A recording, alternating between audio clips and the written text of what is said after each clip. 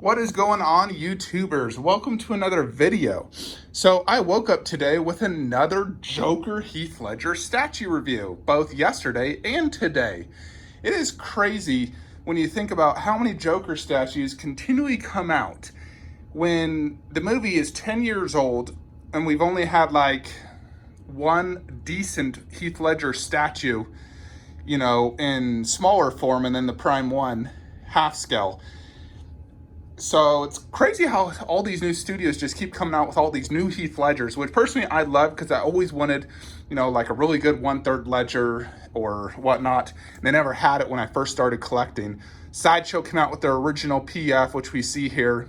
And this was good, but the face sculpt really lacked. I personally got a custom head for my 1/4 Ledger, which I really enjoyed it for several years. It was an awesome statue with that head. I love the pose and concept. It was awesome. And then I got this Heath Ledger half scale custom bust, which I still have today, and I really love this. It's a phenomenal sculpt and paint job. It's a little bit bigger than half scale, and it's just a bust. I really like it. And then we got the Queen Studios Joker. This was really one of the first high-end Joker statues that came out recently. It's actually still shipping in batches, and Queen produced this both sculpted and real hair. And now we have Prime 1 Studios, which I've actually pre-ordered, we see here. And now we have a new Queen Studios 1/4 scale. So let's check this out. So here we see it. It stands 51 centimeters tall. The base is very, very simple. Personally, I hate this base. I think they could have did a way better base. But the concept of actually Heath Ledger, I love. I love the fact they made him holding a card and B, the grenades, which he did both in that scene. So personally, I absolutely love the concept of this. And I actually think they absolutely nailed the head sculpt. I think it's phenomenal. Easy 9 out of 10. I'm looking off both pictures. I personally prefer the sculpted hair on this version. Even though for a 1/4 scale, I do prefer sculpted than rooted. So we don't know price just yet, but I'm assuming it's going to be about $550 to $700. But it is an amazing statue. I just wish. So yes, I definitely think the base should have been done better. Unfortunately, it really is just way too simple for my mind. I like this 1/3 base much better. But overall, I do think sculpt-wise, it's easily the best 1/4 scale Ledger out there. Your other competitions are really just Sideshow's 2 PFs, which are terrible by comparison if you compare the head sculpt. Sideshow's honestly a laughing joke at this point. Their most recent Ledger should seriously just put that company out of business. It's so bad.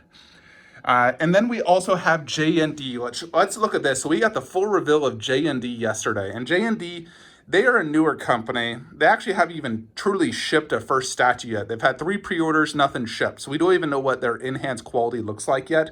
But they promise it's all done in-house, so you're going to get prototype quality.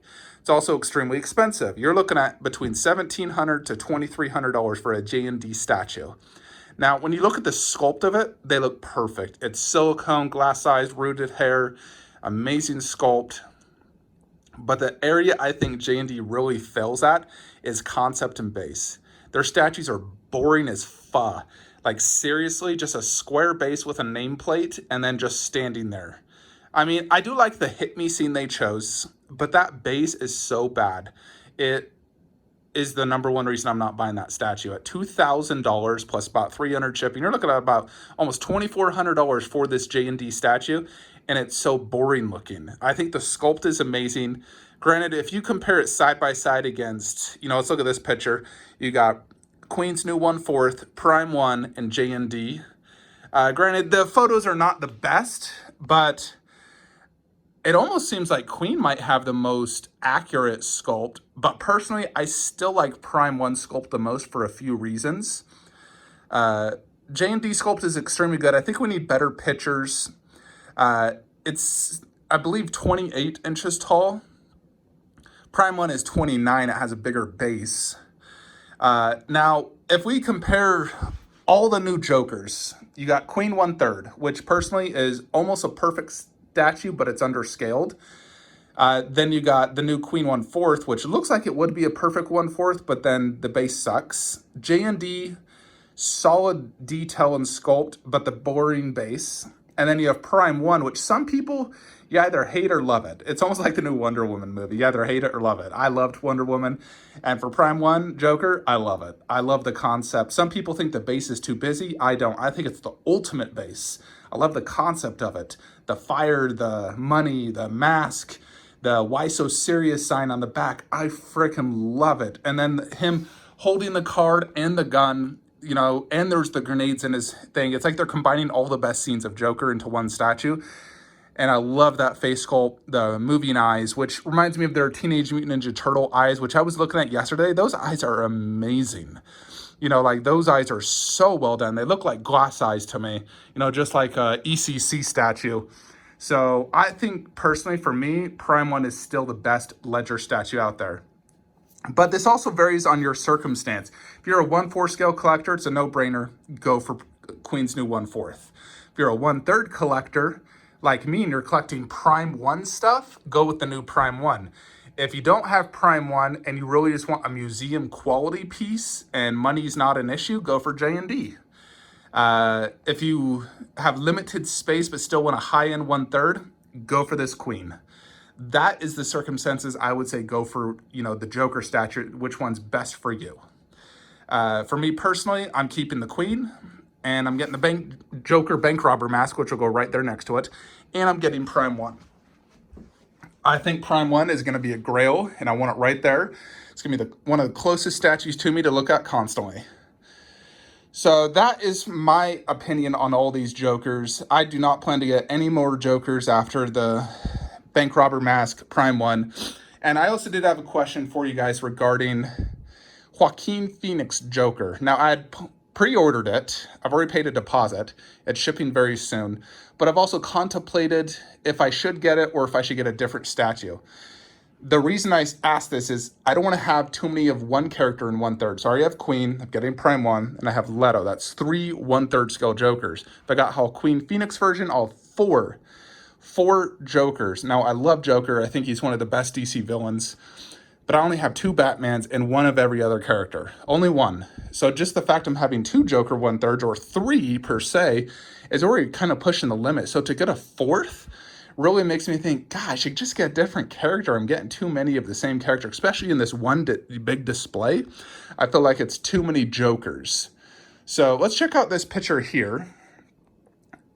This is the statue I was considering. What if I got Scarecrow? Now, a few reasons. Let me name those. So it's 32 inches tall. It's a freaking beast. I think it's really because the base is so high, but it matches Deathstroke being a game statue, and it would look good right there. I've seen it in person. It's an amazing statue, no doubt. So 1, it fits Deathstroke. 2, it gives me the Batman Begins villain. So in essence, I'll have all 3 villains of the Dark Knight trilogy, even though it's a game version, not the movie. Personally, the game looks way better anyways than a movie would. But I would have the villain that represents Batman Begins. So I'll have all 3 villains. I'll have Joker, Scarecrow, and Bane, which I really like that idea. I like the idea of not having a repeat character. I loved Scarecrow in Arkham Knight. I loved Arkham Knight, and I'm actually looking to replay it extremely soon. And option C, it's much cheaper. It ranges between $700 to $900, where the new Joker, like let's look here, 28 inches tall, so 4 inches shorter, and it's almost $1,500 with shipping. $1,500 versus like $800, $900. So it's quite a bit more expensive. If you compare just the bodies, I think Scarecrow has a cooler looking body, you know, versus just him wearing just like a suit. If you compare the head sculpts, it's hard to say which one's truly better. I mean, I think Prime 1 nailed it on both. You know, the Scarecrow clearly looks like just a 3D printed one, and then the Joaquin Phoenix looks like one of the best head sculpts they've ever done on a 1/3 scale statue. It looks so well done. Concept, you know, they're both good on both. Base is good on both. It's really hard to say, but I am really considering getting a Scarecrow instead. I'd like your guys' opinion, though. What do you think would be better for my display, Scarecrow or Joker? Because I'm looking to make this decision very soon, because, you know, Joker's shipping soon, but there's also options to get Scarecrow I'm looking at. So I'm just like, I could get Scarecrow, it'd be cheaper, and I'd have a different character within my display instead of a 4th 1/3 Joker. Fourth, may I repeat that? That's too many. I need a different character. And Scarecrow is the only Arkham one I would really want. I mean, I'd love the Killer Croc, but it'd be too big right there. But Scarecrow is the one I would want over Two-Face or, you know, any of the other ones. I think Scarecrow would be the best one. Anyways, folks, that is it. Let me know your thoughts and comments below. Like, comment, subscribe. Have a great day.